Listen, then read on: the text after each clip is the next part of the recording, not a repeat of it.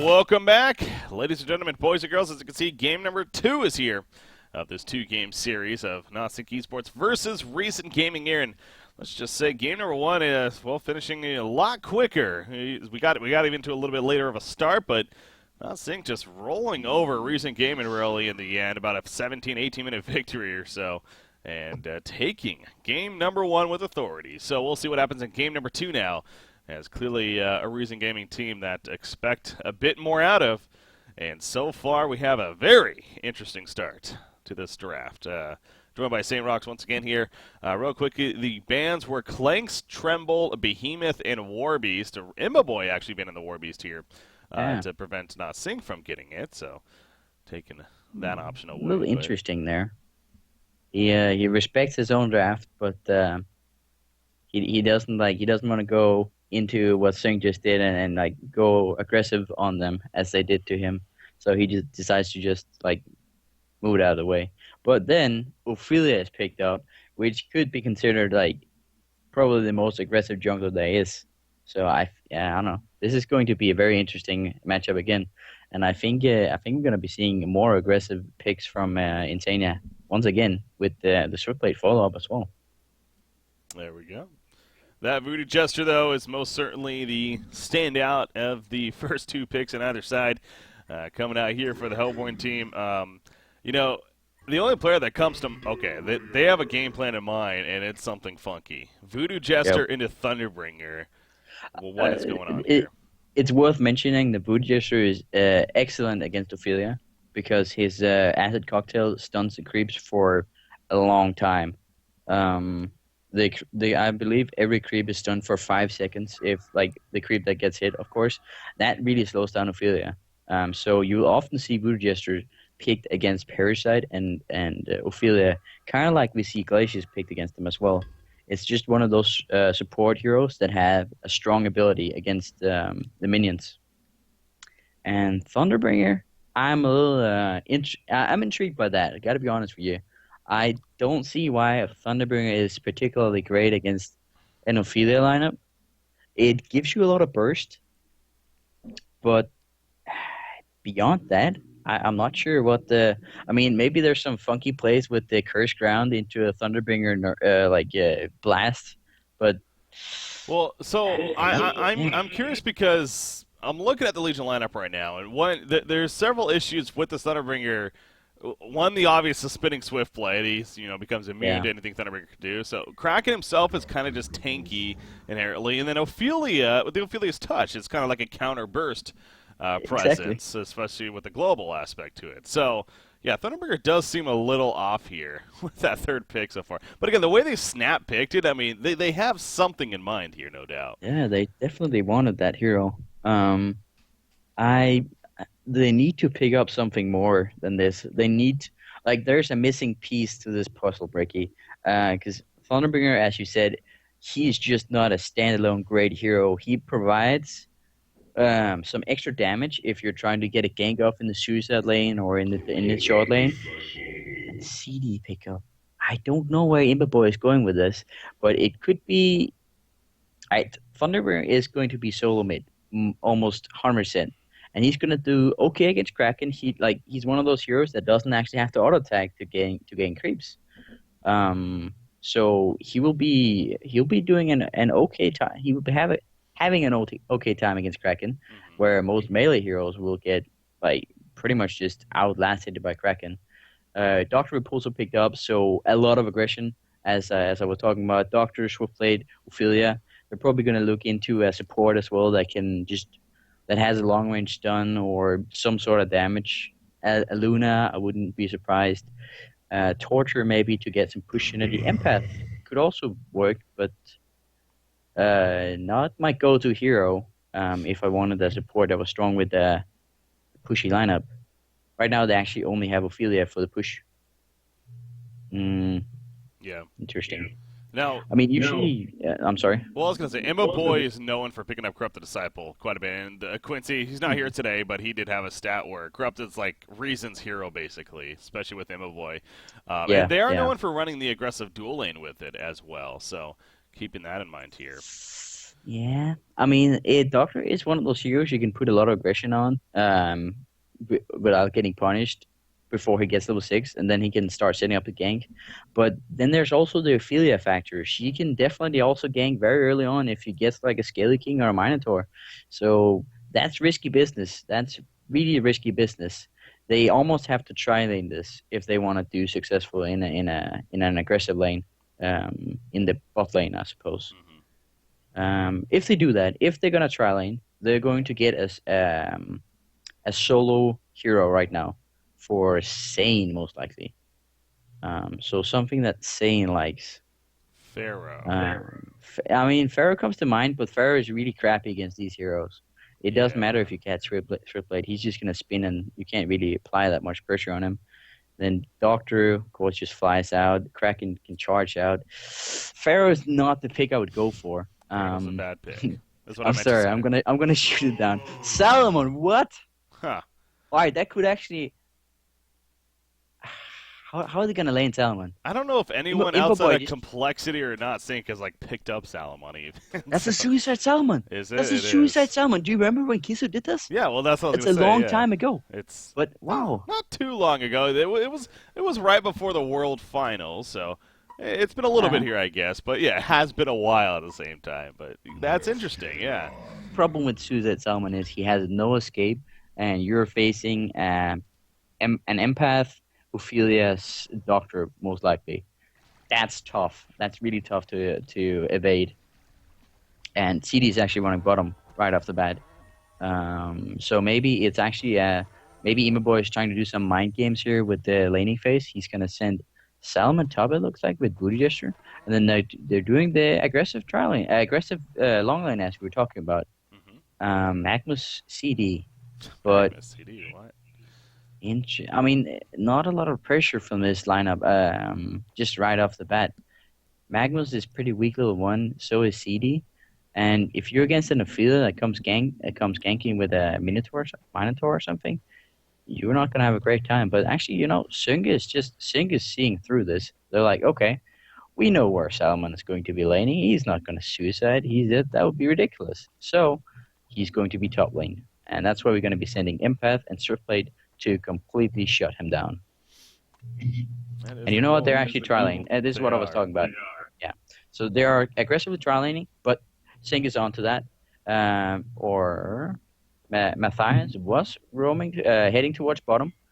And you know what? I think he's going to be suiciding. I think Singh knows exactly what's going on. So there are, sorry, I keep saying Sync. I mean X-Sync or DTC or whatever they want to call themselves. They're sending Matthias bottom to deal with the trial, and he has an escape. He's most likely not going to die too much. And the Doctor in the mid lane against Thunderbringer. It's gonna be an interesting matchup there. Yeah. And then the top lane, of course, is going to be all X-Sync. They're going to be most likely just pushing Salmon out of the lane with Empath and Surfblade, and possibly even getting kills. So yeah, it seems like Not Mm, Sync they actually called this pretty well as far as the yeah, lanes goes for sure.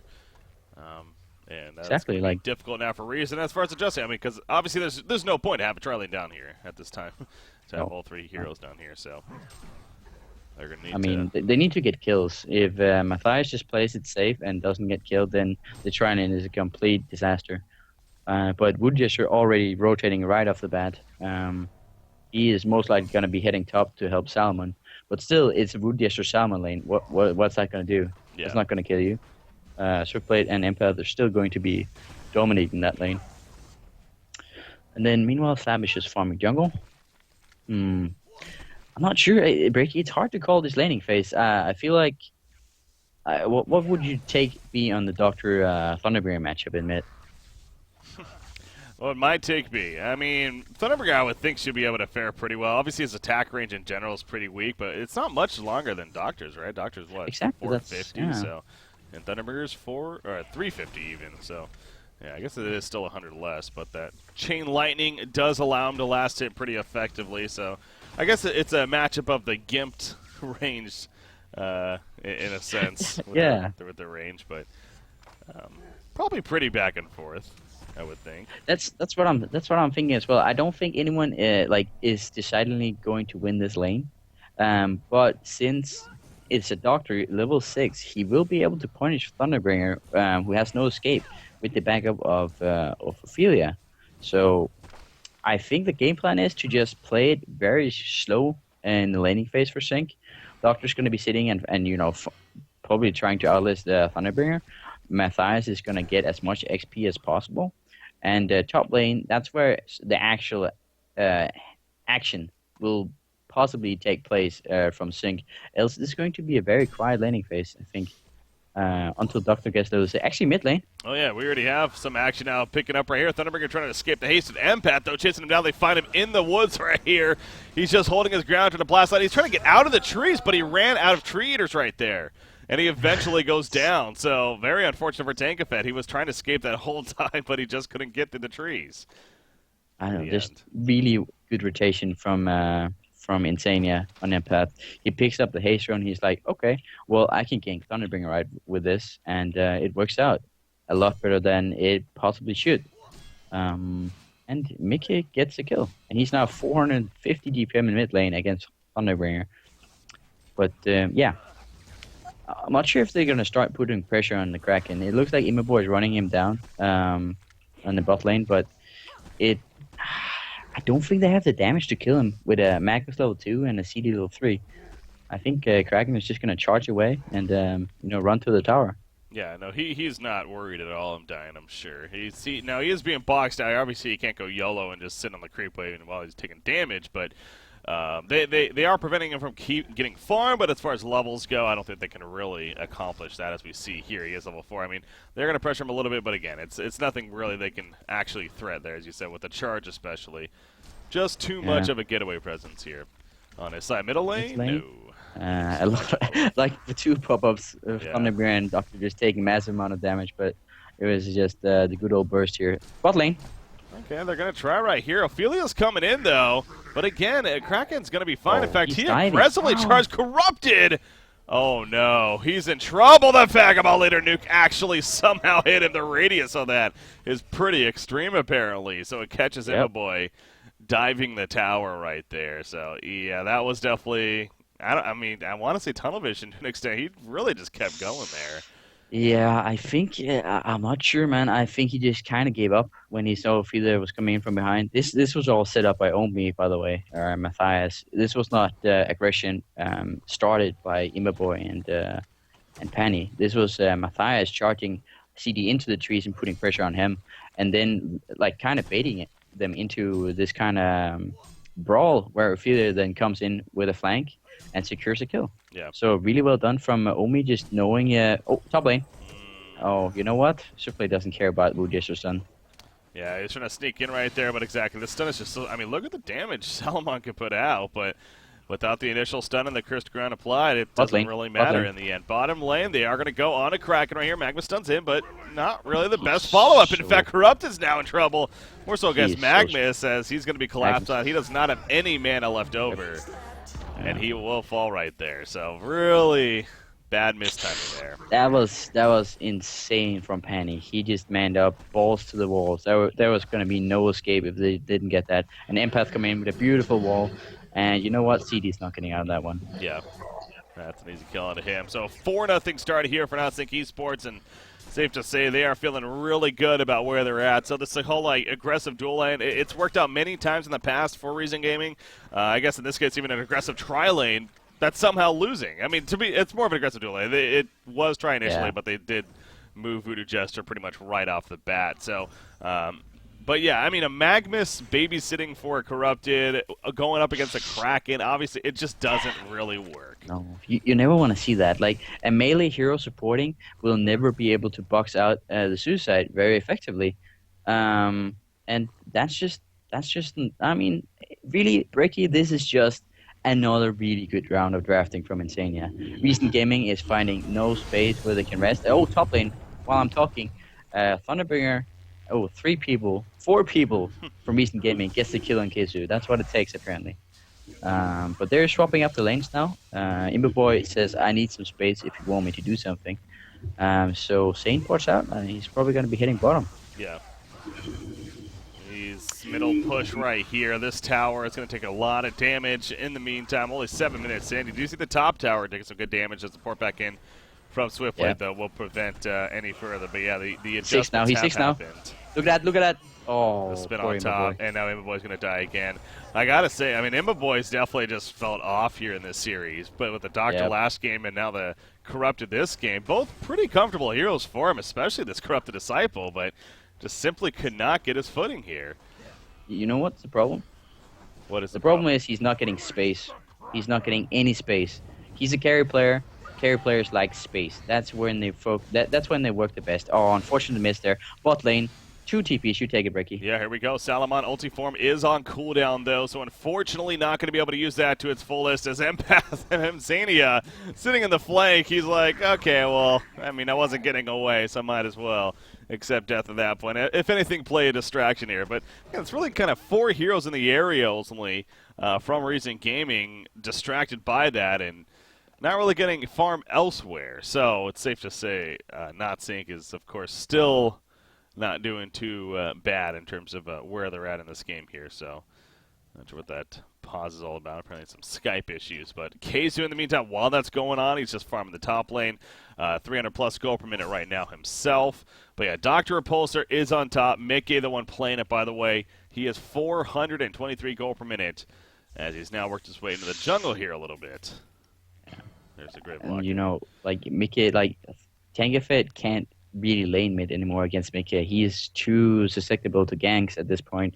Because Doctor can just fly in on him, and Ophelia or basically just Empath can follow up on him, and he will die from that. Mm-hmm. So Mickey is just sitting hardcore in this mid lane now, level 7. And top lane looks like Kiss is being left alone. I don't know. A lot of rotations coming in here. Yeah, not really putting attention onto him here. I mean, Corrupted Disciple is heading back up there, but again, we saw what happened last time. He went up here, the Swift Slashes was used, a spin on top, and he was dead. So, Swift Slashes is on cooldown right now, but only 30 more seconds. Granted, not enough mana just yet to be able to use both especially, but he's going to come back up here and feel a little more comfortable farming for the time being, at least. But does need to be a little bit worried about the threat as we saw earlier. Salamon, I'm curious how Zane is doing. He is the best on the team. Just over 300 gold per minute, though, for a Salamon who honestly was short lane at the beginning of this game. That's really not good. You want to see better than that. But again, that's also the rotations. I mean, I guess that's actually just him farming. He hasn't died at all. Well, so look at his skill build, too. He actually maxed out the Cosmic Cleave first instead of the Wish for Wealth. And I don't know, like, I know that definitely Formless doesn't do that. He definitely maxes out Wish for Wealth first. Yeah. But I do wonder if that's what kind of Keizu did, more of like a damage assister early on, perhaps, knowing that you're not going to get a lot of creep farm, but I don't know. I mean, you saw how much damage he was actually able to pressure Swiftblade with due to that skill build. Top lane, Berkey. Yeah, Magnus stuns in. This should be an easy kill in the end. Again, 4 players ultimately here to do so. Or is it? Thunderbringer's ultimate, it should be. Oh, enough. no. Okay. That would have been embarrassing. He should have ran. He should have kept running. Yeah. Like they were not catching up to him. The only thing he would have died from was the curse ticking, hitting the last tick after his spin wore off. Sure. I mean, he died to auto attacks right there. So that was a miscalculation by Kisu. He tried to get in the fog. He didn't quite get there. Good attempt, but unfortunately coming up short right there. Kraken, another one we haven't talked too much about either, but 1,500 gold saved up. Him and Ophelia pushing this bottom tower. I don't know if Salamon's going to be able to do much about that. Salamon does have his ultimate form in the Wish for Revenge, and if he gets some help right here, but no, they're not even going to try apparently, as that will be an easy last hit from Matthias coming out, so they basically give up that first tower. I mean, they kind of were rotating over, but I guess they didn't really have the TPs to be able to defend in the end. They have to give it up there, so. I don't know. Like, CD got top tower, and well, I guess it was more sort of a trade that they kind of just agreed on, team to team. But I'm not sure where I see Recent Gaming take this. Like, they're not going to be winning late game as far as this game is going. Because Swiftblade and Doctor are getting like a lot of space, and Omi is actually sitting on almost 400 DPM, being sort of in the Susa position. Um, I don't know what I expect from recent gaming. They need to get some kills, but how are they going to be doing that? Right now they're sitting behind Salmon bot lane trying to bait him, sort of. But I don't know. What would you say? Like, are they gonna team up, or what do you think? I mean, recent game is in a tough spot, no doubt. I think it's getting that comfortable farm for Corrupt the Disciple right here. Maybe going for a little bit more of the early game item, something like that quick staff here as soon as possible, and then just going for the group up, trying to make something happen. Because yeah, as far as right now, the progression on is looking definitely more in favor of not sync. Now having a Salamon helps with that at the same time as far as recovery goes, and if you do give him the time, he will get bigger and better. And I was going to say, I assume he's going to be going to Resto Stone sooner than later, but he actually is going the Helm first, which again, I believe is what Keizu does do, or did do when he played the Suicide Salamon. He can split up the Helm later on and then turn it into the Resto Stone using the Life Tube. Of course, he can't use the Beast Heart, but then it's top lane. That is true. Swift play top lane. Here comes the spin once again, not taking that critical ground damage while in the spin. And he's going to be fine. Here goes for the TP, and not nearly enough damage from the Curse Ground to be worrisome. So he makes the getaway. The trio unsuccessful. But that was something I failed to mention last game as well. Cormel or Serenia pointed out in chat that Keizu could have split up his Helm of the Black Legion into Cleaver if he wanted to do so. He did. He ended up just going straight for a new sustainer, but that's something you can do. That's a little game mechanic that you shouldn't forget about when you're playing against these kind of heroes that gets a lot of farm all of a sudden. I'm not sure if that's what Saint is going for, but right now he's definitely valuing the health over the possibility of getting a double ulti. Yeah. And an interesting swap out here. Keizu's going bottom now. He's tired of getting chased down by curses on the top lane, so he's getting to farm bottom. Sing is giving him some space. I feel like Mickey has been quiet for a long time here. Is it just me? I mean, he's been quiet, but not really. 434 gold per minute. He is going for kills. We say that, trying to chase somebody down, but it ends up being a little too far away. So ludicrous speed.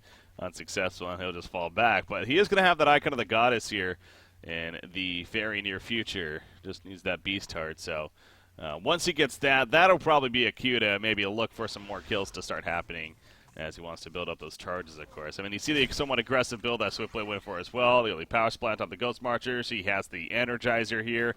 Clearly, this is typical strategy of Not-Sync eSports of they want to fight as soon as possible and keep it going against their opposition, especially against a team like Reason, who's that loves to go in the lane themselves. That Kraken illusion got a lot of value taking off Magnus's Veiled Rod. So like he just Matthias sent in the Kraken illusion, and all of a sudden Magnus weren't veiled up anymore. So.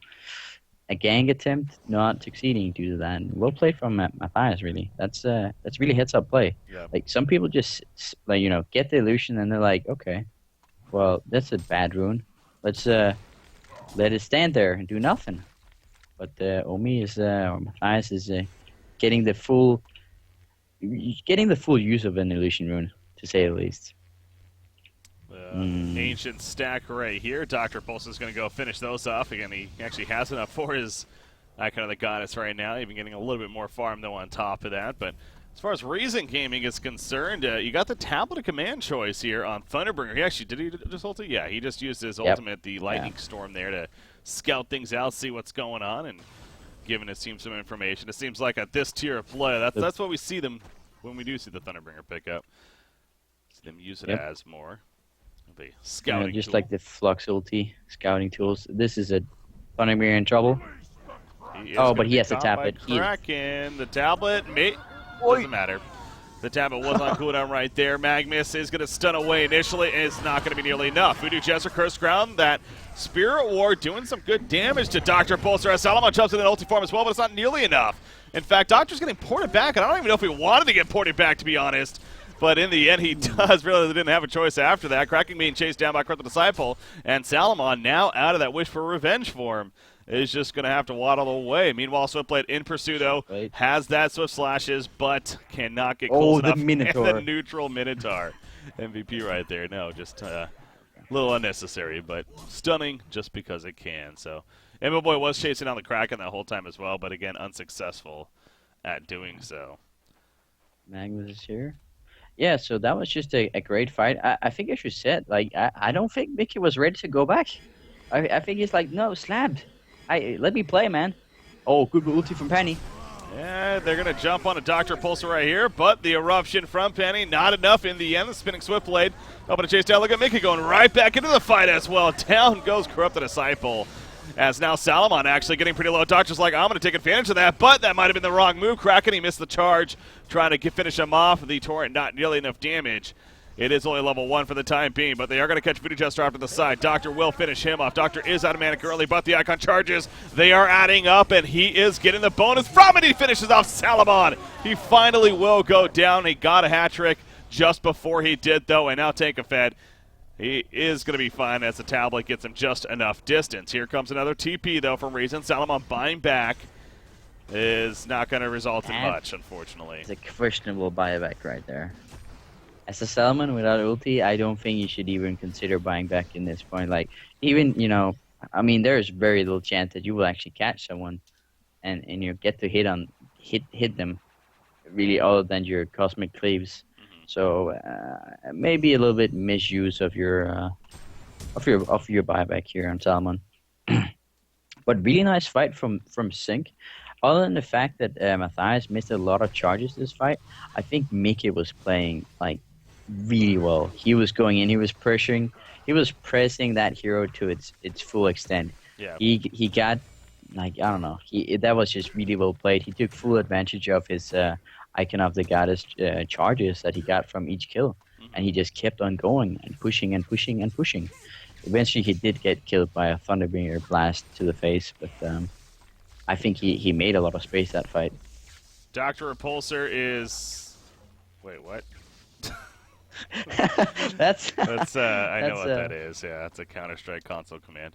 Anyways, we do see Dr. Repulsor with a light brand that he just purchased. Going to help try to save Ophelia. It's not going to be in time, but he does get the turn kill on a Voodoo Jester. And Magnus also going to fall victim, so it is a double tap for Mickey.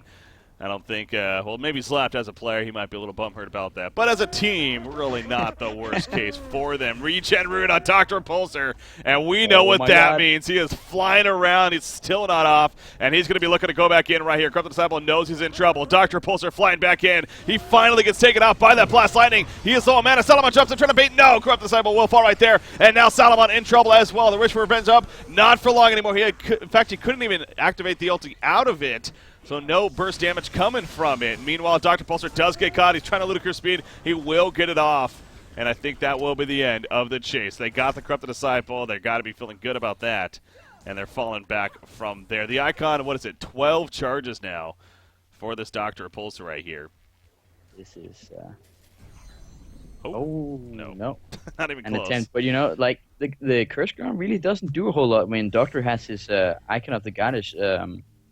Gift of the Goddess buff going after a kill. Yeah. So, like, basically the curse doesn't take him down at all.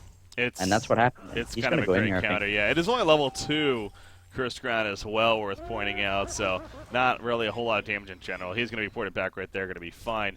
Definitely some very interesting item pickups we do got to mention. I'm more so looking on the Hellborn side. Alchemist Bones in the works for Corrupted Disciple. And then even a portal key on Salomon. So a couple of just interesting choices here. As I say that, Corrupted, he doesn't stand a chance there. Rip. I don't know. Mickey is so fat at this point. He has 14 charges. I'm pretty sure he has finished his Grimoire back in the stash.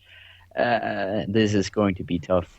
But yeah, Alkbones is like basically just Imba Boy trying to come back mid lane.